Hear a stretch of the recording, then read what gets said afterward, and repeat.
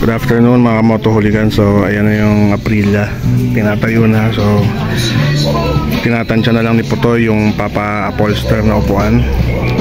So marami tayong project ngayon. So isa na yung Aprilia, so matagal-tagal na yan. Tapos itong bagong-bagong Honda na Supremo, so kinatay na rin yan. Nakita nyo naman yung frame, binago na. Bumili ng Barako 2 na tank. Tapos yan, dahil gusto niya na medyo brat na retro. Tapos meron tayo ditong Keyway. Tapos ito pang isang TMX, babaguhin din natin to. Tapos itong Honda Shadow ni Tito Johnny.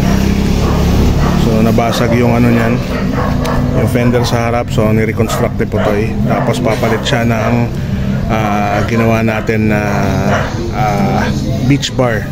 So ipapakurong pa natin yon, kaya hindi ko muna papakita. Ayan, so tatlo dito, isa doon, isa Aprilia. Tapos itong kay Doc Benji pa ng isa. Ayan, pinintura na rin. So magpapalit siya ng setup, ginawa ng scrambler yung cafe niya. Ayan, tapos bukod dyan, bukas tayo ngayon sa Liampulutan. Ayan sila RJ. So it's a good day para sa aming lahat. So marami-rami tayong project na ipon din, hindi ko na i-vlog. So ngayon is ayan na, nakipapakita ko ng mga progress. So ang priority natin is ngayon yung is Aprilia 1000. So kaya binubuo-buo na nila Putoy ngayon yan. Alright.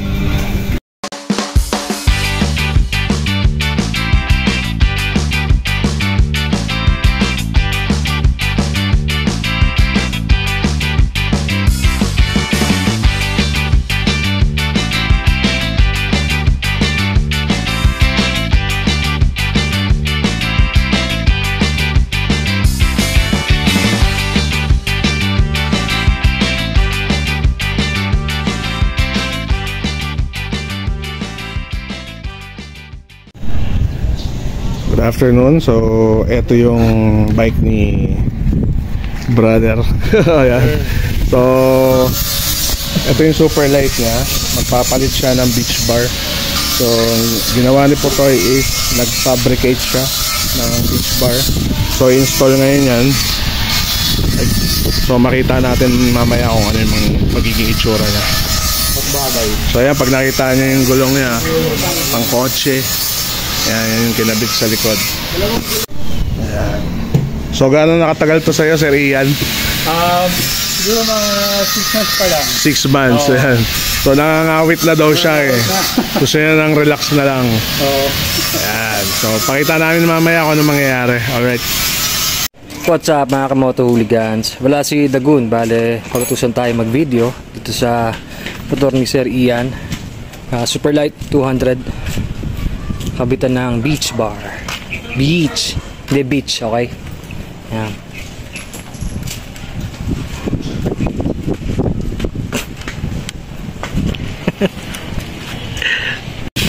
Ito, baling na baklas na ni Oti yung lumang handlebar. Tapos ito na nga tayong bagong riser. Not sure kung ngayon. Ito yung beach bar. Meron pang isang gawa dito, hindi nga lang napinturahan. Pakita ko sa inyo. Mga nagbabalak magpagawa ng beach bar, PM lang sa page. Eto, yan. Isang customer yan. Pwede lang tayo bago ikabit ni Oti ang beach bar sa Super Light 200. Nasa masabi niya. Bagay ba, bagay ba?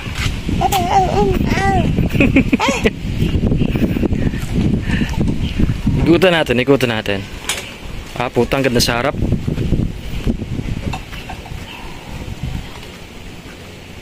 Pugi, pugi. Dito rin pala si Sir Mel, saka si Papi Lloyd. Thank you. Gusto mo nakakaon din Sir Mel. Incoming. Pasong ilaw.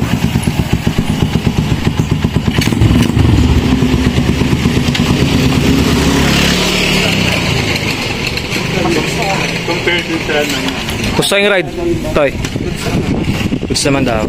May cabin pa din, pero Mas kontrolado. mas kontrolado na. Tsaka ano eh. Baka sila. Dahil pag ganun yung kalsada, dapat nandito ka sa kabila. Ayun, ayun ang ano na. Thank you. Ganda. Try mo rin, sir.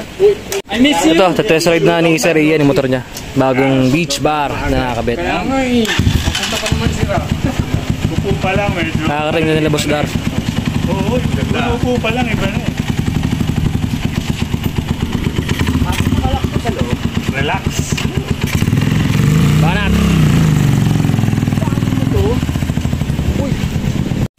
Status check. Magkinam. Pag malambot gulong, ang hirap. Hindi pwedeng malambot. Hintayin lahat ni Sir Ian bumalik. Test ride lang yung motor niya. Grabe. There you have it. Ano masabi mo, sir? Ang laki ng pinagbago.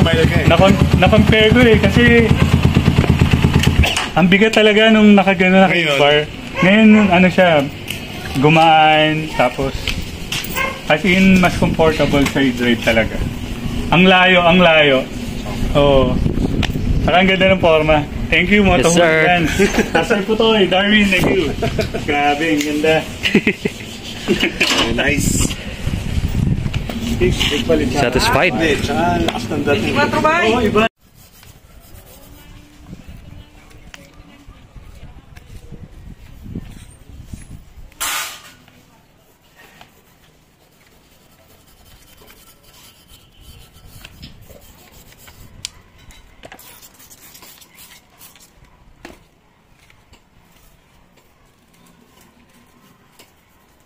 Konting update lang sa Honda Shadow ni Tito Johnny. So nakuha na natin yung seat na pinapolster. At eto na yung chrome plated na finabricate ni Putoy na beach bar. So in-install na rin natin yan.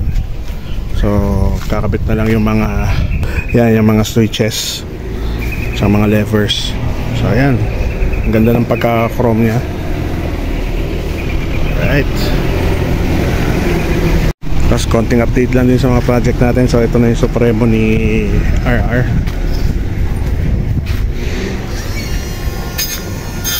Tapos ito yung frame ni Doc Bench. Tapos ngayong araw is nag-extend ng swing arm si Putoy para dun sa SG150 na walk-in sa atin. Ayan. Right. At syempre pa, Wednesday pala. So meron tayong liyang pulutan ng araw na to. Ayan, Chef Abby. Check out the lips. So ayan, para yan to sa mga ano natin, advance orders. So nasa natin yan. Alright, so update ko na lang kayo. So since last time na nag-vlog tayo, parang 2 weeks din na lumipas. So gusto ko kasing mag-vlog ngayon na maraming progress sa mga ginagawa natin kaysa yung paputol-putol. Alright.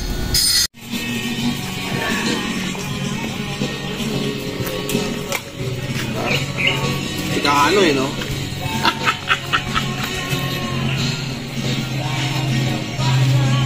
Diba mas okay siya kaysa dun sa ano, yung typical beach bar. Okay siya eh. Ano? So relax siya. Ano ba to, Johnny, na bali mo sa loob? Ulit. Yung ano, yung pinaka-TV na plastic lang. Hindi na yung naputol. Oo, parang gano'n yun eh. Parang struggle. Oo.